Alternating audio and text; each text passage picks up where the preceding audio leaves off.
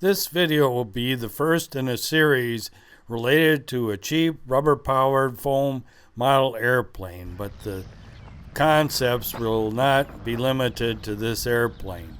What I want to convey is the positives and the negatives and how to improve on the negative aspects. First of all, these airplanes have been cheap, sometimes selling for $1 and sometimes for $2. They go together fast, and a lot of students have built these and flown them successfully. First of all, I want to start out with a little background. The AMA Cub or Delta Dart was something the Academy of Model Aeronautics made available at a reasonable price for groups to build.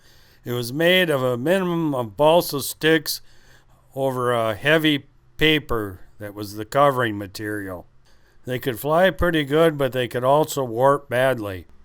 Many years ago, I had this online contest to design a beginner's plane, and one of the winners was Neil Dennis, who designed the Denny Dart.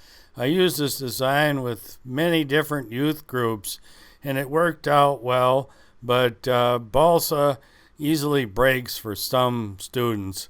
At some flying sessions, I spent most of the time repairing planes. The Squirrel was a simple plane by Darcy White that really had a minimum of pieces. In more recent years, there's been laser-cut planes like this Pina Flyer by J&H Aerospace. And then there's the slip-together all-balsa planes like this Stratostreak. There was recently a postal contest for planes like this, and I did really pretty well because I put so much effort into it. Planes like this used to be sold about everywhere, but now they're harder to find and real expensive. So I came up with this plane made out of foam plates and a balsa stick fuselage called the Fantastic Foam Flyer. It's on my website, and I use that with different student groups, and it worked real well.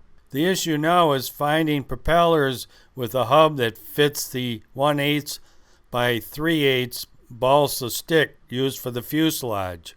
The AMA came out with a couple of foam planes, balsa fuselage, one the AMA Alpha, which I put electric motor on. The AMA Beta is larger and flies really nice. Here's the SIG propeller. I used a lot of those, and they might still be available, but I'm not sure. This prop here, the MPC, was available at a cheap price if you bought in bulk, but I don't think they're available any longer. And Gillows props, they use a different size hub also. I think they're still available. And here is the propeller that comes with the cheap airplane I'm talking about, which uses a smaller hub. But the situation has been you could buy the airplane kit with the propeller as cheap as propellers elsewhere. I'm ending with another short segment of the cheap airplane flying.